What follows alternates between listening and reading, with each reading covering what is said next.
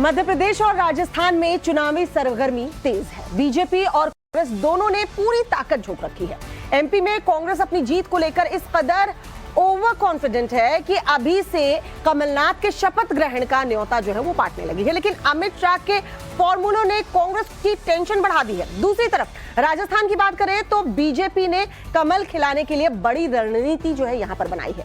पूरी कहानी क्या है दिखाते हैं आपको इस रिपोर्ट में से।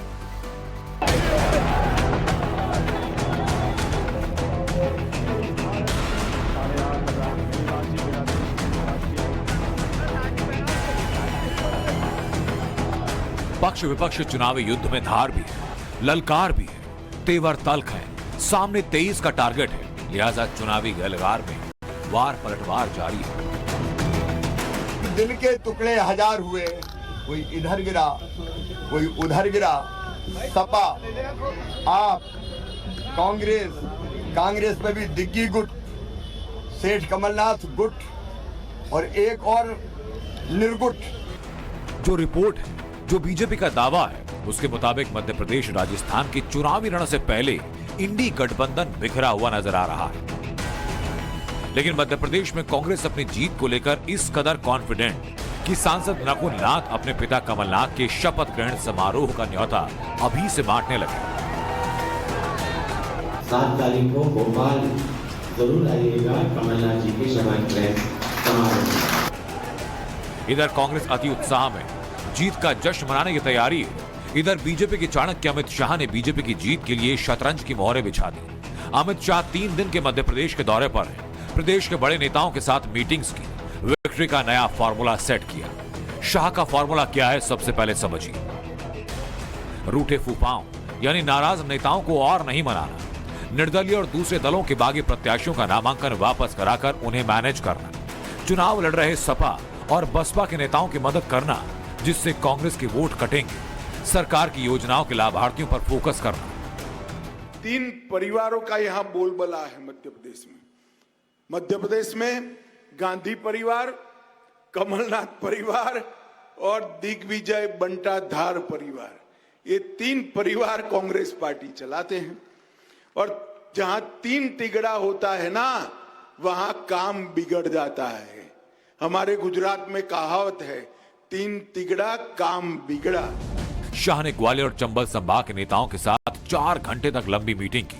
नाराज नेताओं के साथ 1-to-1 मीटिंग की। शाह ने रूठे नेताओं को कड़ी नसीहतें दी और पार्टी से मिलकर काम करने को कहा। पार्टी नेताओं को एकजुट करने के साथ अमित शाह के फॉर्मूले में निर्दलीय और छोटी पार्टियों के नेता हैं, जिन्हें मैनेज कर पार्टी का वोट शेयर 51% करने का टारगेट है। इसके अलावा सपा बसपा प्रत्याशियों की मदद कर कांग्रेस का वोट शेयर करना है। अमित शाह ने कार्यकर्ताओं और नेताओं से कहा कि सरकार की योजनाओं का प्रचार करें, लाभार्थियों पर फोकस करें और वोटिंग के दिन ज्यादा से ज्यादा लोगों को वोटिंग बूथ पर लेकर जाएं। आपके सामने 2 ही विकल्प। एक विकल्प है कांग्रेस पार्टी, जिसने इस मध्य प्रदेश को बंटाधार प्रदेश बनाकर छोड़ा था, जिसने इस मध्य प्रदेश को बीमारू राज्य बनाकर छोड़ा था।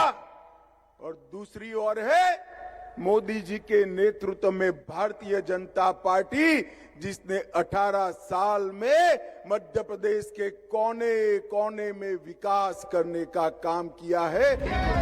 मध्य प्रदेश में चुनाव में सिर्फ 2 हफ्ते का वक्त बचा है, लिहाजा बीजेपी और कांग्रेस ने पूरी ताकत झोंक दी। इस बीच शिवराज सिंह और कमलनाथ के बीच जुबानी जंग तेज हो गई। शिवराज सिंह ने फिल्मी अंदाज में कमलनाथ पर तंज कसा। वो कमलनाथ क्या पहचानेंगे भैया, उनका तो हमें आज तक पता ही नहीं नरा कहां गड़ा है। अपन तो मध्य प्रदेश वाले, वो तो ठहरे परदेसी, साथ क्या निभाएंगे, उनके दिल में दर्द नहीं। मध्य प्रदेश की लड़ाई विकास और परिवारवाद के बाद जय वीरू तक पहुंच गई। कमलनाथ ने एक्स पर लिखा, शिवराज जी, जय और वीरू ने अत्याचारी गब्बर सिंह का हिसाब किताब किया था। मध्य प्रदेश 18 साल से अत्याचार से त्रस्त है, बाकी आप समझदार हैं।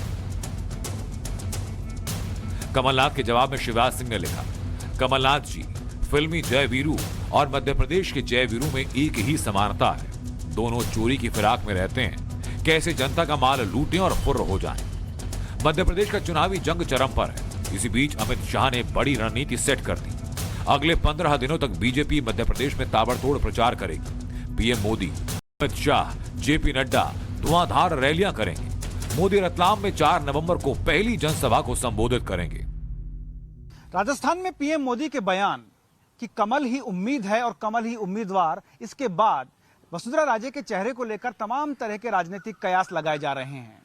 कोई कह रहा है कि दिया कुमारी को उनके विकल्प के रूप में पेश किया जा रहा है, तैयारी चल रही है, तो कोई कहता है कि राजनीतिक रूप से वसुंधरा राजे को कमजोर करने का प्रयास किया गया है।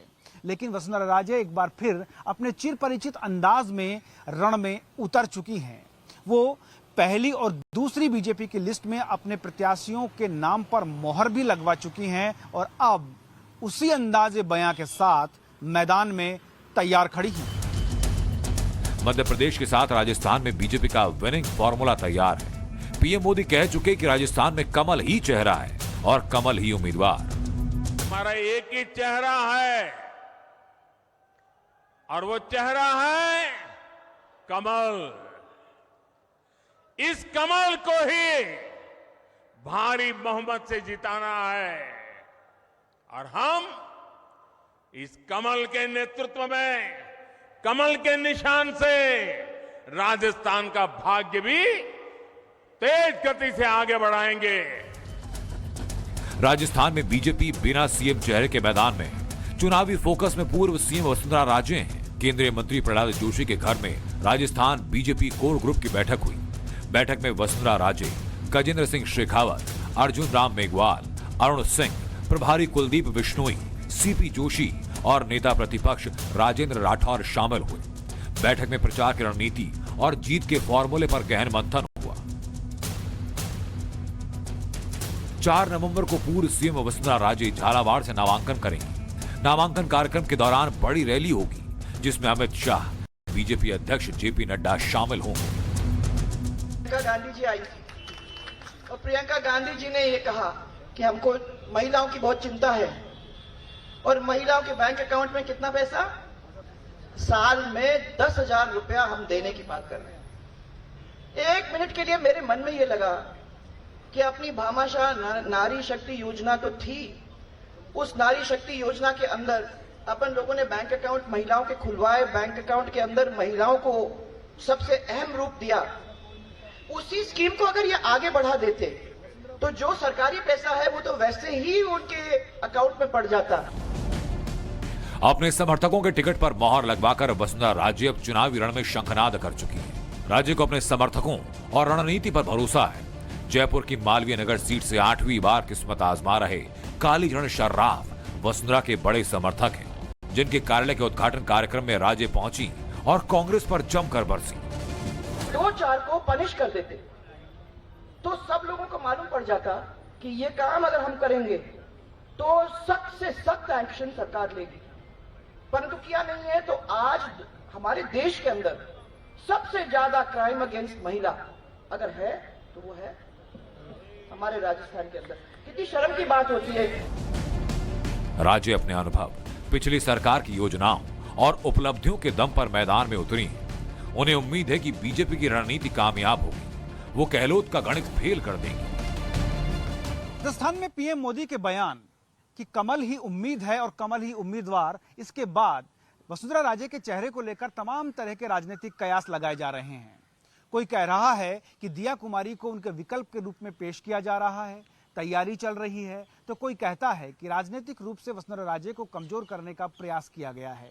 लेकिन वसुंधरा राजे एक बार फिर अपने चिर परिचित अंदाज में रण में उतर चुकी हैं। वो पहली और दूसरी बीजेपी की लिस्ट में अपने प्रत्याशियों के नाम पर मोहर भी लगवा चुकी हैं और अब उसी अंदाजे बयां के साथ मैदान में तैयार खड़ी हैं। राजस्थान की 200 सीटों में से बीजेपी ने 124 प्रत्याशियों की लिस्ट जारी कर दी। बताया जा रहा है कि इसमें वसुंधरा राजे के 2 दर्जन से ज्यादा कट्टर समर्थकों को टिकट मिला और अभी 76 प्रत्याशियों की लिस्ट आना बाकी है। कमल ही उम्मीद है, कमल ही उम्मीदवार, इस नारे के साथ बीजेपी ने राजस्थान के रण के लिए बड़ी रणनीति बनाई। दूसरी तरफ अशोक गहलोत की अगुवाई में कांग्रेस पूरी ताकत से मैदान में है। सचिन पायलट ने टोंक से नामांकन दाखिल कर दिया, कांग्रेस की बड़ी जीत का दावा कर दिया। मुझे पूरा विश्वास है कि कांग्रेस पार्टी 55 बहुमत लेकर सरकार बनाएगी। जिस तरीके से 156 की बात हो रही है, 230 का मिशन भी देखा जा रहा है, पायलट की भूमिका कितनी जबरदस्त रहेगी? मैं तो हमेशा से पार्टी के लिए काम किया है 2018 में जो हमारे सिर्फ 20-21 विधायक थे, हम बहुमत में हैं, सब कार्यकर्ताओं की मेहनत की बदौलत है और वही मेहनत दोबारा करनी पड़ेगी ताकि हम बहुमत दोबारा लेकर आए, सरकार कांग्रेस पार्टी की बने। आप जब अध्यक्ष थे 21 से आप 100 क्रॉस करके ले गए, अभी आप उस समय आपके पास दोहरी जिम्मेदारी थी, अब और क्या जिम्मेदारी रहेगी? क्योंकि इस बार पार्टी ने जहाँ जहाँ जिम्मेदारी दी है प्रचार की, समर्थन जुटाने की, उस काम को मैंने किया है। हमारी पास सरकार पिछली बार थी, हम 20-21 विधायक रह गए थे, तो वो दोबारा रिपीट ना हो, ये हम सबकी जिम्मेदारी है। राजस्थान में मोदी मैजिक चलेगा या जादूगर गहलोत की जादूगरी कामयाब होगी, पता चलेगा चुनाव के बाद। लेकिन रेगिस्तान में कमल खिलाने के लिए बीजेपी ने पूरी ताकत झोंक दी। जयपुर से भंवर